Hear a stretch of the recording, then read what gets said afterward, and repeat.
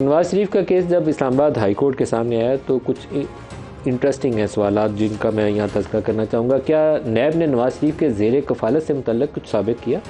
वाजिद ज़िया ने इतराफ़ किया था कि ज़ेर कफ़ालत से मुतल्लिक़ कोई शवाहिद मौजूद नहीं है, यह आमदन से ज़ायद असासों का केस नहीं बनता। हमने जो शवाहिद जमा किए वो रिकॉर्ड का हिस्सा है और इसमें 161 के बयानात भी मौजूद हैं। नैब कह रही है नवाज शरीफ पर करप्शन और करप्ट प्रैक्टिसेस के इल्ज़ाम के तहत फ़र्द जुर्म आयद की गई। इस केस में अल अज़ीज़िया और हिल मेटल्स के इल्ज़ामात हैं। ये बताएं कि वो कौन से शवाहिद हैं जिनसे आपका ताल्लुक़ इस केस से जोड़ा जा रहा है। बताइए अल अज़ीज़िया कब लगाएगी, नवाज शरीफ के साथ क्या ताल्लुक़ है। वाजिद ज़िया खुद बयान दे रहे हैं कि नवाज शरीफ की मलकियत का कोई सबूत नहीं। नवाज शरीफ के बेटों के पास इतने ज़राए नहीं थे कि वो ये मिलने लगा लेते। नैब वाले का बयान है। अदालत ने अल अज़ीज़िया रेफरेंस में नवाज शरीफ को बरी कर दिया। अब Nawaz Sharif public office holder भी थे, उनके बेटे भी छोटे थे, उनके पास ये वसाइल नहीं थे। गल्फ स्टील मिल जो उनके वालिद ने लगाई थी उसका BCCI से कर्जा लेने तक, सऊदी अरब में जाकर दोबारा मिल लगने तक, सारी कहानियों के पीछे कोई ठोस चीज़ नहीं है, ना नवाज शरीफ के पास और ना नैब वालों के पास। वो कतरी ख़त नवाज शरीफ की फैमिली ले आई थी, उसमें भी कोई जान नहीं थी। नैब वाले फ़ोटो कॉपियों के ऊपर केस ला रहे हैं, उनके पास भी जो एक म्यूचुअल लीगल असिस्टेंस के तहत डॉक्यूमेंटेड एविडेंस होनी चाहिए थी वो लैक करती है। तो बिना किसी ताकतवर सबूत के आप किसी को फांसी के फंदे पे चढ़ाएं तो जुल्फ़िकार अली भुट्टो का दूसरा केस बन जाता है। यही पाकिस्तान में हर रोज़ होता है। अज़मा आपकी तरफ आ के मामले के अंदर ज़मानत का अमल मुकम्मल हो गया, क्या आप समझती हैं कि ये आज इंसाफ पूरा हो गया या अभी एक वो जो आखिरी क्लॉज बाकी है, सुप्रीम कोर्ट के सामने मामला पेंडिंग है, सुओ मोटो नोटिस ले लिया है लाइफ टाइम डिस्क्वालिफिकेशन वाला, वो इस चैप्टर को क्लोज़ करेगा या उसके बाद उन जजों से भी पूछा जाना चाहिए जिन्होंने ताहयात नाअहली की थी सादिक और अमीन के ऊपर? क्या पार्टी की मर्जी और मंशा क्या है?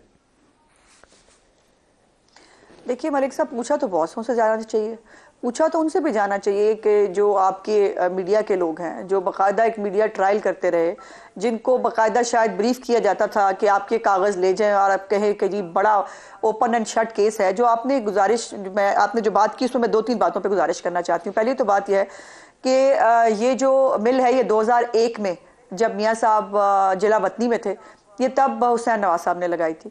और जहाँ तक खतरी खत की बात है, वो खतरी खत अकेला नहीं देख सकते आप, ज़रा उसका रिकॉर्ड निकाल के देखिए तो बार बार उस कतरी ख़ानदान ने रिक्वेस्ट की कि जी हम आ नहीं सकते, लेकिन आप वीडियो लिंक पे हमारा बयान ले लें, हम हर तरह की डिटेल बताने के लिए और आपको जो है इसके ऊपर तमाम सबूत देने के लिए तैयार है। लेकिन वो जाहिर है उस वक़्त चूँकि मतवा नज़र जो है वो सबूत हासिल करना या जो है इंसाफ की तकाजे पूरे करना तो था नहीं।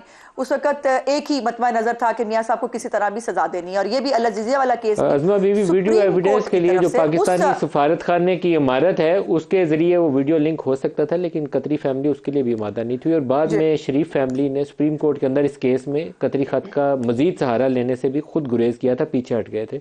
ये छोड़ दें इस तस्वीर को, इसमें हमने बड़ी प्रोग्राम और सरसफाई बहुत की है, लेकिन मसला ये है कि हमारे अदालती निज़ाम की आंखों पे कुछ अजीबोगरीब पट्टी है। जब बंदे को फंदे पे चढ़ाना होता है उस वक्त भी नजर नहीं आता और जब छोड़ना होता है उस वक्त भी नजर नहीं आता। ड्यू प्रोसेस लफ्ज लिखे हुए हैं कानून के अंदर, उसको उसके ऊपर अमल पैदा नहीं होते। मलिक साहब एक रिक्वेस्ट मैं करना चाहती हूँ, प्लीज मुझे 2-4 जुमले कह देने की इजाजत दीजिए। बिकॉज ये जिस तरह से ये केस बनाए गए थे उसको ये कहना कि जी अब उसी तरह से केस खत्म हो रहे हैं, ये थोड़ा सा मैं समझती हूँ कि नामुनासिब है। बिकॉज ये केस किस लिए बनाए गए थे ये आपको मुझसे ज्यादा मालूम है। अब वो केसेस जो सियासी इंतकाम पे बनाए गए, आखिर उस इंतकाम को कहीं तो खत्म होना है। मुझे हैरत है, मैं बहुत सारे लोगों के ये स्टेटमेंट सुन रही हूँ कि जी या नैब उस वक्त गलत थी या नैब अब गलत है। किसको नहीं पता कि उस वक्त नैब गलत थी? किसको नहीं पता कि उस वक्त जो है ये एक पूरा प्लान था? आखिर शौकत सिद्दीकी जैसे जजों के घर जा जाकर रिक्वेस्ट एवं तो नहीं की जा रही थी ना कि अपील में हमारी जो है वो जाया ना होने देना। और फिर जो मैं गुजारिश कर रही थी, उस वक्त सुप्रीम कोर्ट की तरफ से जो 3 केस बनाने का हुक्म दिया गया था ना, उसमें अल अज़ीज़िया का केस शामिल है। और वो GIT के हीरे जिस प्यार मोहब्बत से इकट्ठे किए गए थे ना, उनके जो कोहे-नूर थे उनमें से वाजिद ज़िया साहब, उस कोहे-नूर की सिर्फ प्रिजम्पशन के ऊपर, उसके एनालिसिस के ऊपर अल अज़ीज़िया जो है वो तैयार हुआ है। ये इस बात को तो खुदा के वास्ते देखिए कि कोई ना वो असासे के वो मालिक थे, ना आमदन से ज्यादा असासे का केस बनता था। और हमने इसके ऊपर अरशद मलिक की वीडियो का सहारा नहीं लिया। जिनको मॉनिटरिंग जज लगाया गया था वो तो फिर अभी भी सुप्रीम कोर्ट में मौजूद है। तो फिर आप क्या इस्तदा करेंगे? सुप्रीम जुडिशल काउंसिल में जाए ना, सुबह PMLN एक दरखास्त पेश करे। देखिए मुझे नहीं मालूम पार्टी इसके ऊपर क्या लाएमल इख्तियार करती है, लेकिन मेरी अगर जाती राय पूछे तो मैं बिल्कुल समझती हूँ कि पूरा वो बेंच जिनमें से माशाल्लाह सभी लोग अभी हयात हैं, जो लोग इस पूरे प्रोसेस में शामिल हुए, जो इसमें इस्तेमाल हुए, जिन्होंने मिल मिला के ये जो है ये इस प्रोजेक्ट को कंप्लीट किया और उसके बाद भी वो खत्म नहीं हुआ। ये पिछले 7 साल रगड़ा खाया है मियां नवाज शरीफ साहब ने और पूरी उनकी पार्टी ने। ये कोई सिंपल सी बात तो नहीं है। क्या मॉनिटरिंग जज के खिलाफ आप सुप्रीम जुडिशियल काउंसिल जाएंगे? बड़ा इंपॉर्टेंट क्वेश्चन है ये। अगर केस में मैं समझती हूँ जाना चाहिए, मैं बिल्कुल समझती हूँ गलत है, आप समझती हैं जाना चाहिए? मैं बिल्कुल समझती हूँ जाना चाहिए। मेरी जाती राय है बिल्कुल जाना चाहिए।